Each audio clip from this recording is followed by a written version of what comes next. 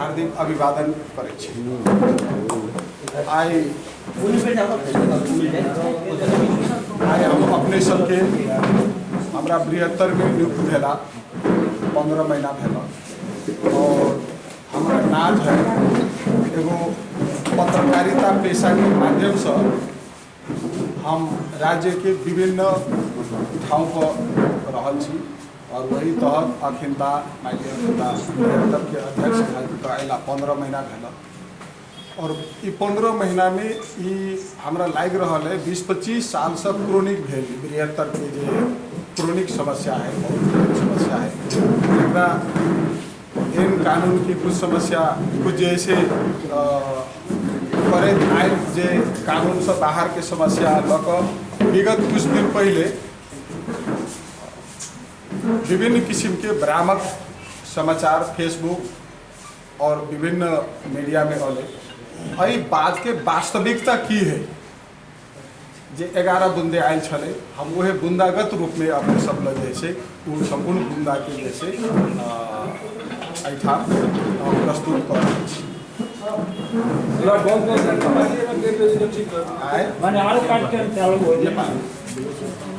विरुद्ध सामाजिक संजाल में अतिरंजित गरिएको भ्रामक आरोप को खण्डन।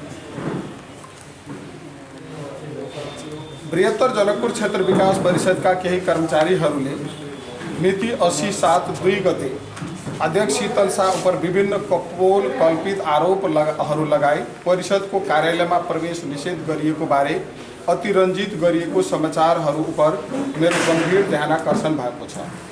बृहत्तर जनकपुर क्षेत्र विकास परिषद को अध्यक्ष को पद संभालनेदेखि आजको दिनसम्म करिब 15 महीना मैले तलब भत्ता संचार ईंधन लगायत कुनै पनि किसिमको आर्थिक लाभ नलिई अहोरात्र परिषदकै कार्यमा खटी रहने र म शीतल शाहमाथि लगाइएको आरोपहरू बिल्कुल निराधार हुन् रहनेछ। यस्ता भ्रामक समाचारहरूमा कतै कुनै सत्यता नरहेकोले कसैले यस्तो निराधार आरोपहरू विश्वास नगर्नेमा म पूर्ण विश्वस्त छु। सबैलाई यथार्थ बुझिदिन हुन समेत अनुरोध गर्दछु। म माथि लगाइएको आरोपहरूको निम्न अनुसार खण्डन गरेको छु। बृहत्तर जनकपुर क्षेत्र विकास परिषदमा कार्यरत कर्मचारीहरूलाई 80 सालको श्रावण भाद्र असोज र चाडपर्व खर्च उपलब्ध गराउने सम्बन्धमा मैले परिषदको अध्यक्षको नाताले परिषदको निमित्त निर्देशक श्री मनेश झालाई बारम्बार मौखिक रूपमा भनिरहँदै पनि तत्कालीन अध्यक्ष कार्यकारी अखिलता नै छ रहँदा पनि अटेर गर्ने गरेको र 70/4/25 गते नै पत्र मार्फत नियमानुसार बैठक बोलाउन लिखित निर्देशन दिएको थिए जसअनुसार 80 भाद्र 1 गते परिषदको कार्यालयमा परिषदको कार्यकारी समितिको बैठक र धनुषाको लालगढ अस्पतालको सभाकक्षमा भाद्र 2 गते परिषदको बैठक बोलाउन पर्नेमा निमित्त निर्देशक मनिष झा 80 भाद्र 1 गते परिषदको कार्यालयमा उपस्थित हुँदै पनि परिषदको कार्यकारी समितिको बैठकमा नआएको र बैठकको माइनर पुस्तिका समेत निज निमित्त निर्देशक झाले लुकाई हिँडेको हुँदा 11 सदस्यीय कार्य समिति मध्ये उपस्थित 6 जना पदाधिकारीहरू उपस्थित भई सादा कागजमा उपस्थित जनाए निमित्त निर्देशक मनिष झाको बमोजिमको गैर जिम्मेवारी व्यवहारको लागि बृहत्तर जनकपुर क्षेत्र विकास परिषदको नियमावलीमा गरिएको व्यवस्था अनुसार सम्बन्धित निकायमा कारबाहीको लागि सिफारिस गर्ने निर्णय समेत भएको छ। परिषद अन्तर्गत कार्यरत जनशक्तिको तलब भत्ता लगायत प्रशासनिक व्यवस्थापन कार्यकारी निर्देशकले गर्ने हो न कि परिषदको अध्यक्ष वा कार्यकारी समितिले। तथापि परिषदको समग्र व्यवस्थापनको धरातलीय जिम्मेवारीको बोकेकै कारण दसैँ तिहार जस्तो महान चाडपर्वमा समयमै कर्मचारीहरूको तलब तथा नियमानुसार पाउने सुविधा समयमै उपलब्ध गराउन मैले प्रयास गरेकै हो। कार्यरत केही कर्मचारीहरूको उक्साहटमा लागि आफ्नो पदीय जिम्मेवारी बोध नगर्ने निमित्त कार्यकारी निर्देशक मनिष झाको व्यवस्थाका कारण तलब तथा चाडपर्व खर्च समयमा उपलब्ध गराउन नसकेको यथार्थ।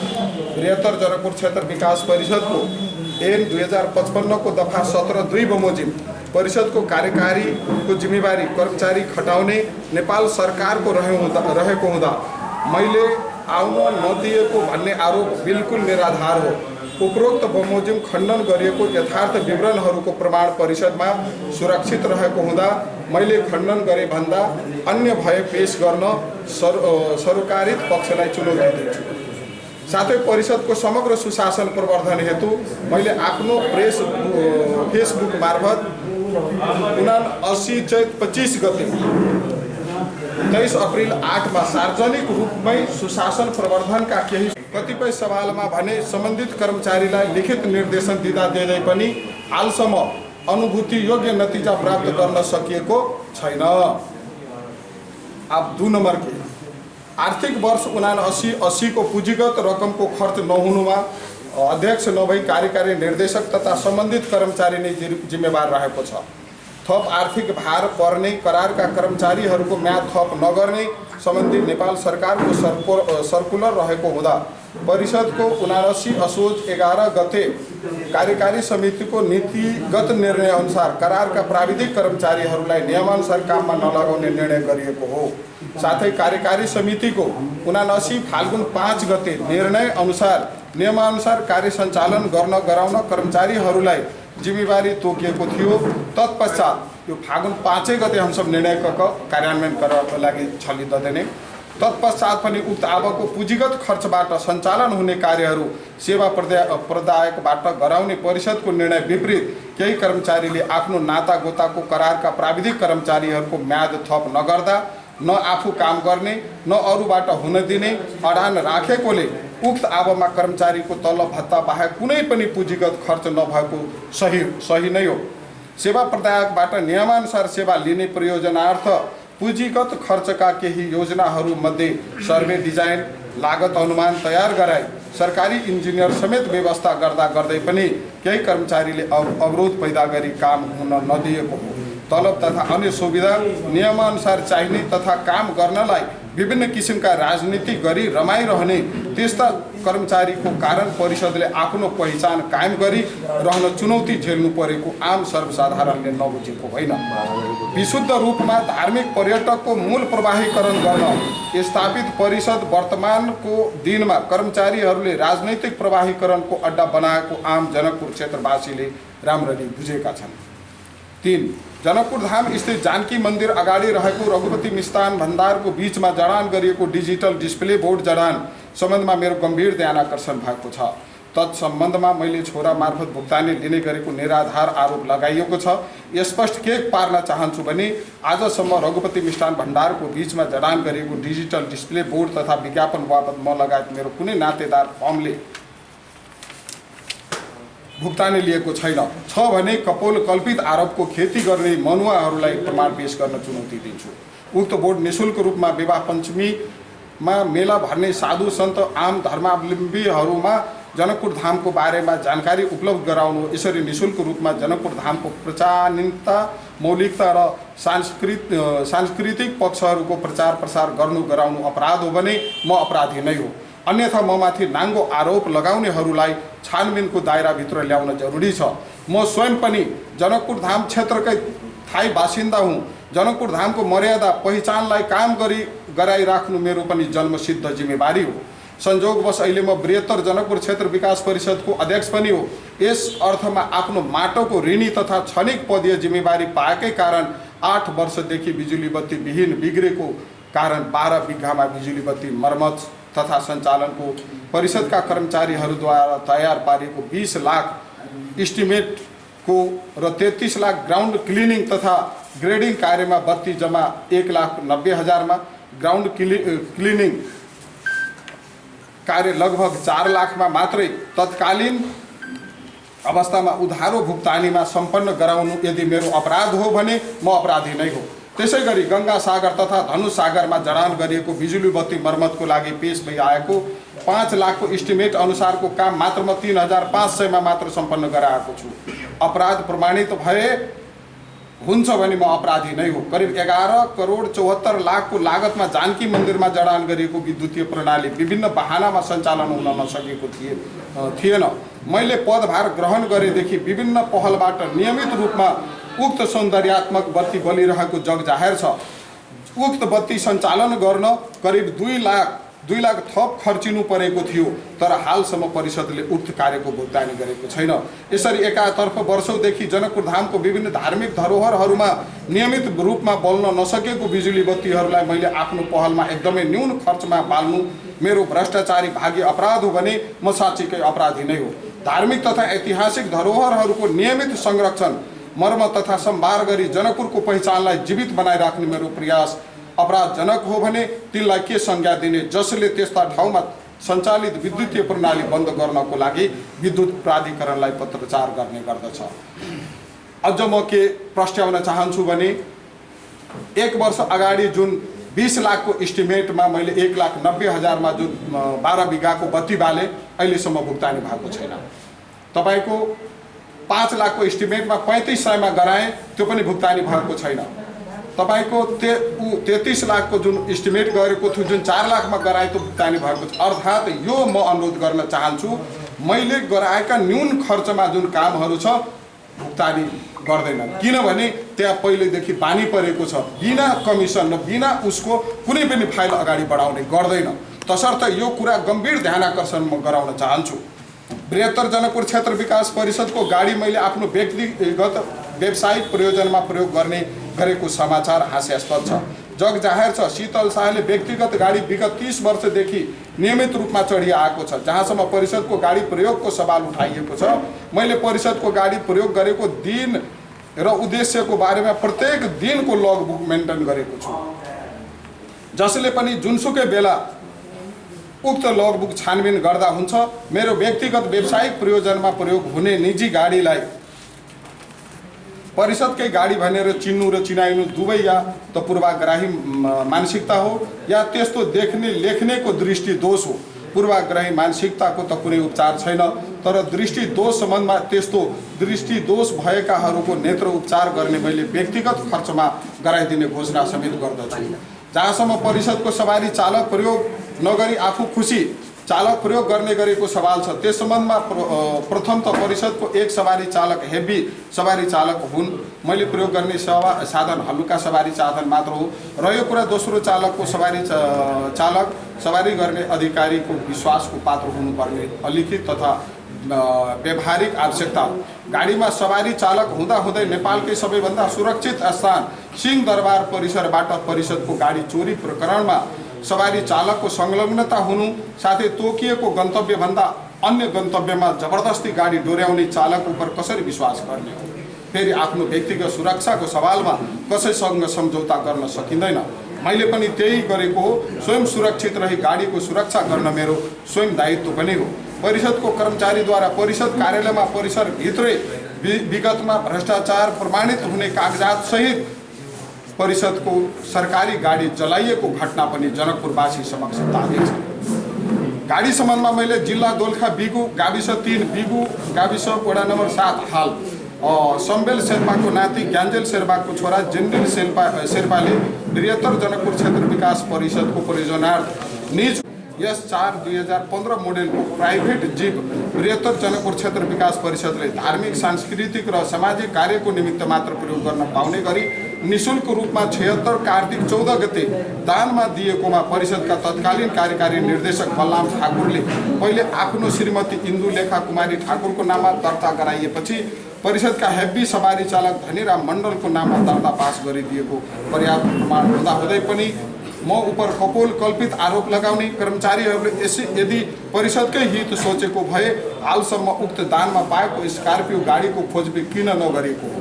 दानमा पाएको स्कर्पियो गाडीको गैर कानुनी हक हस्तान्तरण प्रकरण सम्बन्धी सूचना परिषदका प्रशासन प्रमुख जितेन्द्र कुमार यादवले आफ्नो व्हाट्सएप मार्फत मलाई 22 फेब्रुअरी 9 तारिकमा दिन दिउँसो 1:33 दानपत्रको सक्कल कागज तथा गाडी प्रकरण सम्बन्धी बेहोरा निज यादवले आफ्नै हातले लेखी फोटो खिची मलाई व्हाट्सएपमा पठाएको। यसरी स्कर्पियो गाडीको गैर कानुनी हस्तान्तरण प्रकरण सम्बन्धमा म उपर लगाइएको 11 बुद्धे काल्पनिक आरोप पत्रमा कतै पनि उपरोक्त बमोजिमको स्कर्पियो प्रकरणको बारेमा उल्लेख नगर्नुले उक्त आरोप फगत प्रयोजित मात्र रहेको प्रमाणित हुँदैन र अनि प्रशासन प्रमुख यादव समेत हस्ताक्षर भई प्रकाशित काल्पनिक आरोप पत्रले निजको दोहोरो चरित्रको पर्दाफास गर्दैन र 5 नंबर, अब 79 में 1,96,00,000 मध्ये केही खर्चको भुक्तानी सम्बन्धमा लगाइएको आरोप पूर्ण रूपमा झुटो हो। परिषदका अध्यक्ष वा कार्यकारी समितिको पदाधिकारीको काम नीतिगत सहजता प्रदान गर्नु हो, न कि भुक्तानी दिनु। बिना कमिसन बृहत्तर जनकपुर क्षेत्र विकास परिषदका कर्मचारीहरूले नियमित रूपमा भएका कार्यहरू समेतको भुक्तानी नदिने गरेको यथार्थ मैले प्रस्ट्याइरहनु नपर्ला। नियम विपरीत भुक्तानीको लागि मैले आर्थिक प्रशासन शाखा, स्टोर शाखा लगायत दबाब दिनेको गरेको आरोप नितान्त भ्रामक रहेको छ। प्रमाणित गर्न चुनौती दिन्छु। यहाँ प्रश्न उठ्दछ, आखिर कर्मचारीले तलब भत्ता बुझ्ने बाहेक के गरेका छन्? आरोप पत्रमा यो कुराको किन उजागर गरिएको छैन? 6 नम्बर, परिषदको इमेल आइडी र पासवर्ड प्रयोग गरेको सवालमा आरोप सही छ। मैले आफ्नो नियन्त्रणमा आइडी लिनु पूर्व इमेलमा आएको अति गोप्य पत्रहरू समेत मिडियामा सार्वजनिक गरिएको र अति जरुरी पत्रहरू समेत बोर्डलाई सबै जानकारी नदिने गरेको हुँदा मैले आफ्नो नियन्त्रणमा लिएको छु। मैले आइडी र पासवर्ड आफ्नो नियन्त्रणमा लिँदै पनि सरकारित पत्र तथा जानकारीहरू सम्बन्धित कर्मचारीलाई मौखिक तथा इमेल मार्फत फरवर्ड र जानकारी समेत गराउँदै आइरहेको छु। कार्यालयको गोपनीयता कायम राख्न सक्नु अध्यक्षको पदीय जिम्मेवारी समेत रहेकोले प्रशासनिक जिम्मेवारी वहन नगर्ने, सूचना मिडियामा ल्याउने जस्ता कार्यहरूलाई निरुत्साहित गर्न मैले परिषदको इमेल आइडी र पासवर्ड आफ्नो नियन्त्रणमा लिएको हो, अन्यथा केही होइन। भ्रममा नपर्न सबैलाई अनुरोध समेत गर्दछु। 7 नम्बर, यात्री निवासमा मैले आफ्नो मान्छेलाई बास, खाना तथा अन्य प्रयोजनार्थ खर्च भएको रकम यात्री निवासको बिल अनुसार भुक्तानी गर्न दबाब दिँदै आएको आरोप खण्डित हुन जरुरी छ। यस सम्बन्धमा मैले यात्री निवासमा कुनै आफ्नो मान्छे राखेको होइन। बृहत्तर जनकपुर क्षेत्र विकास परिषदको कामको सिलसिलामा तालुक मन्त्रालय सम्बन्धित अन्य निकायबाट नियमित रूपमा हुने गरेको मिटिङ, बैठक, बास तथा खानामा भएको खर्च मैले आफ्नो मान्छे राखेको प्रमाण पेश गर्न चुनौती दिन्छु। नियम विपरीत 2 लाख आफ्नो काठमाडौँ स्थित निजी निवासमा प्रयोग गरेको आरोप तथ्यहीन छ। यस सम्बन्धमा 60 सालदेखि नै काठमाडौँमा बृहत्तर जनकपुर क्षेत्र विकास परिषदको सम्पर्क कार्यालय रहिआएको छ।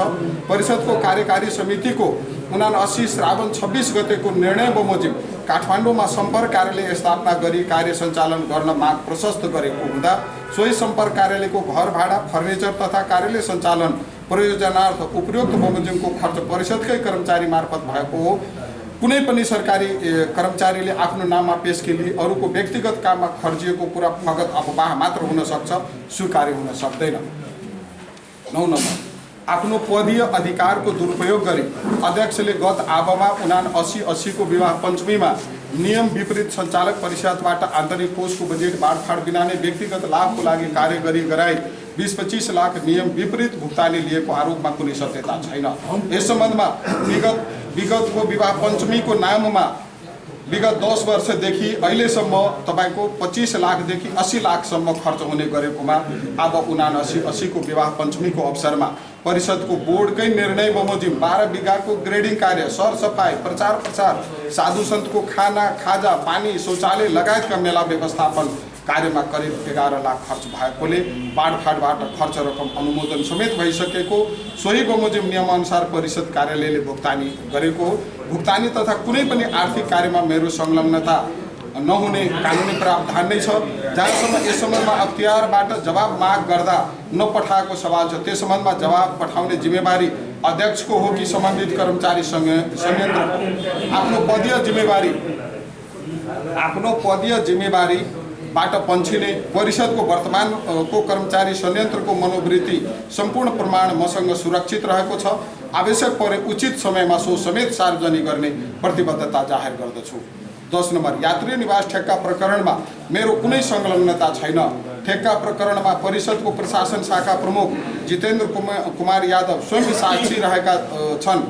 यात्री निवास ठेक्काको लागि परिषदबाट निकालिएको मिति 77/11/12 को सूचना अनुसार जनकपुर यात्री निवास परिसरभित्र रहेका 4 वटा स्वीट रूम सहित अट्याच शौचालय, पूर्ण वातानुकूलित तथा आधुनिक फर्निसिङ सहित भएको यात्रुहरूको सुविधाका लागि जम्मा 20 कोठाहरू, किचन, डाइनिङ, अफिस कोठा, बाल्कनी सहितको अति आधुनिक सुविधा युक्त 2 तल्ले पक्की भवन तथा स्मार्ट लाइटिङ, आधुनिक फर्निसिङ सहितको पार्टी प्यालेसका रूपमा पूर्ण सुविधा युक्त विवाह मण्डप लगायत सवारी पार्किङ तथा आकर्षक बगैँचा सहितको सम्पूर्ण यात्री निवास परिसर यात्रुहरूलाई सुलभ र सुविधायुक्त बास तथा विवाह आदि कार्यका लागि विवाह मण्डप समेत उपलब्ध गराउने भनिएकोमा द्विपक्षीय करारनामाको फन्दा नम्बर 2 मा बृहत्तर जनकपुर क्षेत्र विकास परिषदको माथातमा रहेको जनकपुर यात्री निवास र सो परिसरमा रहेको भवन र दक्षिण पूर्व दिशामा रहेको 2.5 तलाको रातो घर र बुन्दा नम्बर 3 मा सूचना नै रहेको पसल कमल समेत दिने गरी परिषदका प्रशासन शाखाका प्रमुख जितेन्द्र कुमार यादव समेत साक्षी राखी गरिएको परिषद र द पिक हस्पिटालिटी बीचको 78 वैशाख 10 को सम्झौता आफैमा नियम विपरीत र शङ्कास्पद रहेको प्रशस्त आधारहरू छन्। अत परिषदले सूचनामा नै उल्लेख नभएको भौतिक संरचनाहरू दिन नसकिने भनी परिषदको नियन्त्रणमा राखेको हो। परिषदको नियन्त्रणमा रहेको उपरोक्त संरचनाहरूबाट वर्तमानमा समेत नियमित रूपमा मासिक 1.5 देखि 2 लाख रुपैयाँ भाडा वापस परिषदको खातामा जम्मा हुने गरेको छ। यसमा मैले अलिकता के प्रस्ट्याउन चाहन्छु भने सूचनामा नभएको कुरा एग्रिमेन्टमा तपाईको त्यो रातो घर र बाहिरको पसल कबल पनि दिदियो। त्यो भनेको 1.5 देखि 2 लाख रुपैयाँ बृहत्तरको नियमित आम्दानी र त्यो होटल दिएको छ अहिले 2.5 लाख महिनाको मासिक। त्यो 2 लाख त्यहाँबाट आउने हो भने 50 लाखमा त्यो होटल दिन मिल्छ र त्यो सम्झौतामा जितेन्द्रजी आफैले मलाई आफ्नो व्हाट्सएपबाट 1.5 करोडको मिले मतोमा यो चाहिँ भएको हो भनेर लेखेर दिनुभएको छ व्हाट्सएपमा।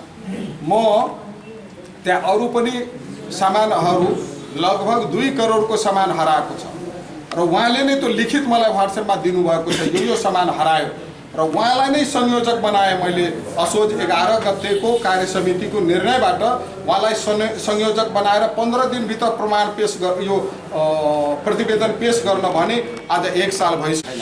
अर्थात् जुन अहिले उहाँ प्रश्न उठाइएको छ म आएपछि त्यो घर रातो घर र पसल त्यो होटलबाट तपाईको यो गरिस् भने म तुरुन्त यो चाहिँ कारबाही गर्छु भनेपछि त्यो बृहत्तरको अहिले प्रयोगमा छ र म त्यहाँ मेरो घर हुँदाहुँदै बसेको जुन प्रश्न चिन्ह छ त्यो सुरक्षात्मक म अहिले हिँडे भने त्यो उनीहरूले कब्जामा लिन्छ र त्यहाँबाट हुनसक्छ कुनै आर्थिक लाभको सङ्केत भएको हुनाले त्यो कुरा उठाइएको हो। यो अहिले 1.5 देखि 2 लाख रुपैयाँ नियमित रूपमा परिषदमा एक्स्ट्रा आम्दानी भइरहेछ।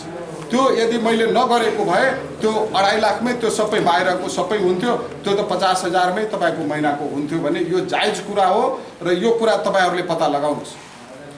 सोही सम्बन्धमा करिब 2 करोड बराबरको जिन्सी सामग्रीहरू द पिक हस्पिटालिटीलाई कागजमा बुझाए पनि सो सामग्रीहरू केही कर्मचारीको मिलोमतमा बिक्री वितरण भइ सकेको तथा केही कर्मचारीहरूको व्यक्तिगत घरमा समेत रहेको सूचना प्रशासन शाखा प्रमुख जितेन्द्र कुमार यादवले नै मलाई 22 सेप्टेम्बर 1 का दिन व्हाट्सएप मार्फत दिएको हुँदा आफ्नै हस्तलिखितले परिषदको बोर्डको असोज 11 गतेको निर्णय अनुसार 15 दिनभित्र जिन्सी प्रतिवेदन पेश गर्न निज प्रशासन प्रमुख यादवकै संयोजकत्वमा 3 सदस्यीय समिति गठन गरिएकोमा हालसम्म पनि उक्त समितिले जिन्सी निरीक्षण प्रतिवेदन पेश नगर्नुले कसको मिलोमतोमा करोडौंको सम्पत्ति भिनाभिना हुँदै आएको छ प्रश्न छ। यहाँ थप के उल्लेख गर्न आवश्यक छ भने परिषद आफैमा एक कार्यालय पनि हो। कार्यालय सञ्चालनको लागि आवश्यक कर्मचारीहरूको व्यवस्थापन गर्नु स्वयं कार्यालयकै जिम्मेवारी पनि हो। सार्वजनिक खरिद ऐन र नियमावलीले खरिद प्रक्रिया परिभाषित गरेको छ, तर परिषद कार्यालयको लागि आवश्यक सामग्री जस्तै एसी, पलङ, एलडी, सोफा लगायतका सामग्रीहरूको आपूर्ति उपभोक्ता समितिबाट गर्ने गराउने गरी कार्य सम्पन्न भई उपभोक्ता समितिलाई भुक्तानी गरेको देखिन्छ, तर कार्यालयमा उक्त सामग्रीहरू रहेको भने देखिँदैन। सूक्ष्म छानबिनको प्रक्रिया अगाडि बढाउन म आग्रह गर्दछु या म माग गर्दछु। म अध्यक्षले विभिन्न व्यक्तिबाट रकम माग गरेको निराधार आरोपहरू आफैमा हास्यास्पद छ। रकम माग गरेको कुनै प्रमाण भए पेश गर्न चुनौती दिन्छु। मागेको वा ममाथि लगाइएको आरोपहरू प्रमाणित भए जस्तो सुकै सजाय भागिरहने प्रतिबद्धता जाहेर गर्दछु। धन्यवाद।